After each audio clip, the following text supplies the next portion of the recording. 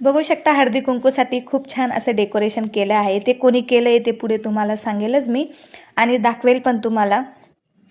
तर इथे आता रात्री मी भाजीपाला आणून ठेवलेला होता, त्याच्यातला काही ठेवून झालेला होता। जास्त उशीर झाल्यामुळे बाकीच्या ज्या पालेभाज्या होत्या त्या निवडायच्या राहून गेल्या होत्या।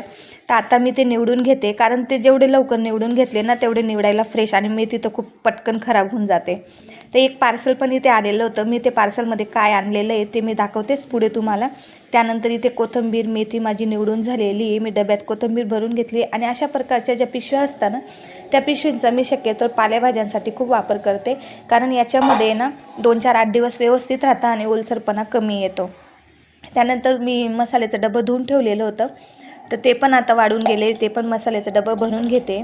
काही तिखट वगैरे होते ते 2 तसेच राहू दिले होते आणि इथे आता जे धुतलेले आहेत त्यांच्यामध्ये जिरं, मोहरी, हळद, मीठ असं भरून घेते। छान दिसतंय असं मसाल्याचं डबं।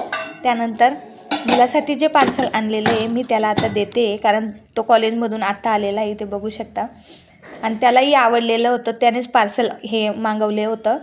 तर इथे बघू शकता त्याच्या ड्रॉइंगला त्याला खूप आवडतं ड्रॉइंग, म्हणून त्याच्या ज्या वस्तू होत्या त्याच त्याने मागवल्या। त्यानंतर चहा पाव असे घेतले आम्ही आणि मैत्रिणीच्या इथे जायचं आहे मला, म्हणून मी इथे आता रेडी होते। मला साडी घालायची होती पण खूप उशीर झाला, त्याच्यामुळे म्हटलं जाऊ दे अशीच जाते, कारण मुलीला पण कथ्थकच्या क्लासला सोडायचं आहे मला। आणि इथे बघू शकता खूप छान असं डेकोरेशन त्यांनी केलेलं आहे, मलाही ते खूप आवडलं, कारण अशा गोष्टी केल्याने खूप छान वाटतं। त्यानंतर एका मैत्रिणीच्या इथे पण जायचं आहे, तिथे काय जास्त व्हिडिओ घेता आला नाही मला, तर तिने छान अशी बाहेर रांगोळी काढलेली ते पण शेअर करते। कसा वाटला व्हिडिओ नक्की कमेंट करून सांगा, आवडला असेल तर लाईक शेअर करा। चला भेटू वेगळ्या व्हिडिओमध्ये, तोपर्यंत बाय।